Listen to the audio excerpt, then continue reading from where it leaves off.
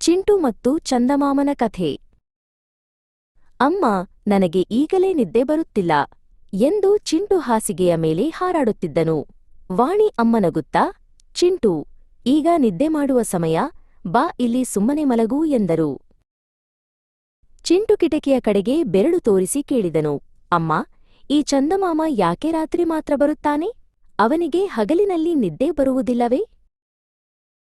ವಾಣಿ ಅಮ್ಮ ಚಿಂಟುವಿನ ಪಕ್ಕದಲ್ಲಿ ಕುಳಿತು ಅವನ ತಲೆಯನ್ನು ಸವರುತ್ತಾ, ಅದಕ್ಕೊಂದು ಪುಟ್ಟಕಥೆ ಇದೆ ಚಿಂಟು, ಕೇಳುತ್ತೀಯಾ ಎಂದರು.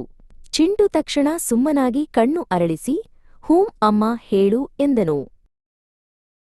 ಬಹಳ ದೂರದ ಆಕಾಶದಲ್ಲಿ ತಾರಾ ಎನ್ನುವ ಪುಟ್ಟ ನಕ್ಷತ್ರವಿತ್ತು. ಅವಳು ತುಂಬಾ ಚುರುಕಾಗಿದ್ದಳು. ಅವಳಿಗೆ ಹಗಲಿನಲ್ಲಿ ಸೂರ್ಯ ಹೇಗಿರುತ್ತಾನೆ ಎಂದು ನೋಡುವ ದೊಡ್ಡ ಆಸೆಯಾಯಿತು. ತಾರಾ ಮೆಲ್ಲನೆ ಚಂದಮಾಮನ ಹತ್ತಿರ ಹೋಗಿ ಕೇಳಿದಳು, ಚಂದಮಾಮ ಮಾಮ, ನಾನು ಒಮ್ಮೆಯಾದರೂ ಸೂರ್ಯನನ್ನು ನೋಡಬಹುದೇ? ಎಲ್ಲರೂ ಅವನ ಬಗ್ಗೆ ಮಾತನಾಡುತ್ತಿರುತ್ತಾರೆ. ಚಂದಮಾಮ ನಸುನಗುತ್ತಾ ಹೇಳಿದನು, ಪುಟ್ಟ ತಾರಾ, ಸೂರ್ಯನು ಬಂದಾಗ ನಾವು ವಿಶ್ರಾಂತಿ ಪಡೆಯಬೇಕು. ನಕ್ಷತ್ರಗಳು ಮತ್ತು ನಾನು ಹಗಲಿನಲ್ಲಿ ಮಲಗಿದರಷ್ಟೇ ರಾತ್ರಿ ಹೊಡೆಯಲು ನಮಗೆ ಶಕ್ತಿ ಸಿಗುವುದು. ತಾರಾಳಿಗೆ ಈಗ ಅರ್ಥವಾಯಿತು. ಅವಳು ತನ್ನ ಪುಟಾಣಿ ಕಣ್ಣುಗಳನ್ನು ಮುಚ್ಚಿ ಆಕಾಶದ ಒಂದು ಮೃದುವಾದ ಮೋಡದ ಹಾಸಿಗೆಯ ಮೇಲೆ ಮಲಗಲು ಸಿದ್ಧಳಾದಳು. ಕಥೆ ಕೇಳುತ್ತಾ ಚಿಂಟು ಕೂಡ ಒಂದು ದೊಡ್ಡ ಆಕಳಿಕೆ ಬಿಟ್ಟನು.